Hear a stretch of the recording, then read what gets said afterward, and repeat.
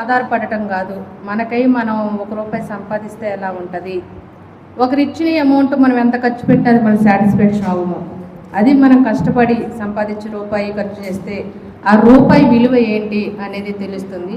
Ladies ఇలా ఉండకూడదు, ఇలా ఎదగాలని మేడం మన కోసం ఎలా అయితే మాట్లాడారు, దాన్ని అంతటితో వదిలేసేయకుండా ఇవాళ వీళ్ళు కష్టపడి వీళ్ళు స్టూడెంట్స్కి డిస్టర్బెన్స్ అవుతుందని తెలిసి కూడా మనకి వాళ్ళ మధ్యలో ఒక రూమ్ ఇచ్చి మనల్ని కంట్రోల్ చేస్తూ మన కోసం ఒక టైం కేటాయించారు. మేడం గారికి వందనాలు. అటువంటి టయాన్ని మనకి ఇచ్చినందుకు వాళ్ళకి ఉదయపూర్వకంగా వందనాలు చెప్పాలి. ఏడీ మేడం గారు కూడా చక్కగా అన్ని మెజర్మెంట్స్ కానీ నీట్గా చెప్పారు.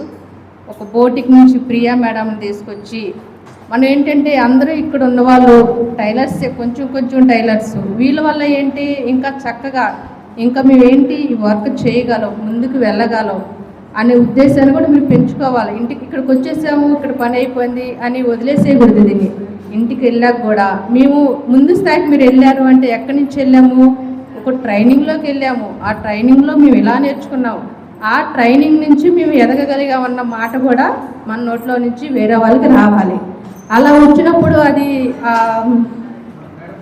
మనకి ఇచ్చినటువంటి మన కాలేజ్ పేరు వస్తుంది. మన కాలేజ్ ప్రిన్సిపాల్ మేడం, ఆ కాలేజీలో చైతన్య గారు మేడం, ఆ మేడం ఇలా మనకి అవకాశం ఇవ్వబట్టే కదా మనం ఇవాళ ఇక్కడ అందరం గ్యాదర్ అయ్యగలం.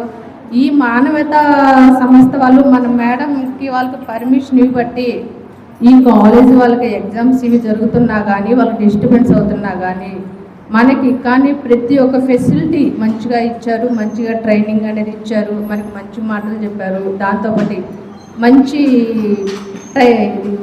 ఎలా కుట్టాలి ఏంటి అనేది ప్రతి ఒక్కటి క్షుణ్ణంగా మంచిగా వివరించి దగ్గరుండి స్టిచ్ చేయించి, టైలరింగ్ అనేది యాక్చువల్గా చెప్పాలంటే 1-2 డేస్లో రాదు, 1 or 2 డేస్లో రాదు. మినిమం తొక్కని వాళ్ళు కూడా ఉన్నారు. అలాంటి వాళ్ళ చేత బ్లౌజులు కూడా కుట్టించాం. వచ్చిన వాళ్ళు రాని వాళ్ళ చేత బ్లౌజ్ కుట్టించాం 2 డేస్లో. కుట్టిన బ్లౌజులు అయితే అందరి దగ్గర ఉన్నాయి మేడం గారు, ఫినిష్ చేయించేసాం, అందరి దగ్గర కుట్టారు. ఇంకా డ్రెస్సెస్ అంటావా అది ఒక్క రోజులో అవ్వదు. ఒక్క బ్లౌజ్ అంటే సహజం చేయగలిగారు.